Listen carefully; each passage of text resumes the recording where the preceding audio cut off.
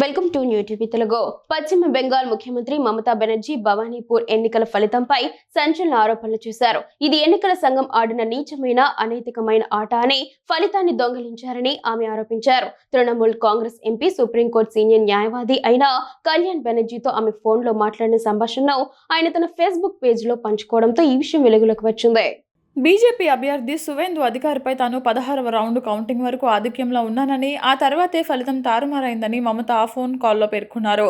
చివరి కొన్ని రౌండ్లు మాకు పూర్తి పట్టున్న భవానీపూర్ నియోజకవర్గంలో జరిగాయి.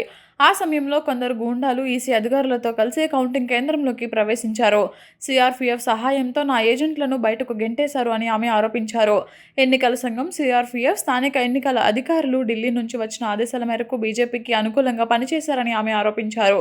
చివరి రౌండ్లలో టీఎంసీ ఏజెంట్లను తొలగించి ప్రతిపక్ష ఏజెంట్లను నియమించారని మమత ఆవేదన వ్యక్తం చేశారు. సీల్ లేకుండా ఈవీఎంలను స్ట్రాంగ్ రూమ్లకు తరలించారని, కౌంటింగ్ చివరి దశలో పారదర్శకత లోపించిందని ఆమె అన్నారు. కరెంటు కోతల మధ్య గందరగోళం సృష్టించి ఓట్లను బలవంతంగా దొంగిలించారని ఆరోపించారు. ఇది బీజేపీ విజయం కాదని, ప్రతిపక్షానికి నైతిక ఓటమి అని, ఈ అనైతిక కుట్రను న్యాయపరంగా సవాల్ చేస్తామని స్పష్టం చేశారు. ఇందుకు సంబంధించిన ఆధారాలన్నీ సేకరించామని, న్యాయవాదిగా కళ్యాణ్ బెనర్జీకి వాస్తవాలను వివరిస్తున్నామని ఆమె తెలిపారు.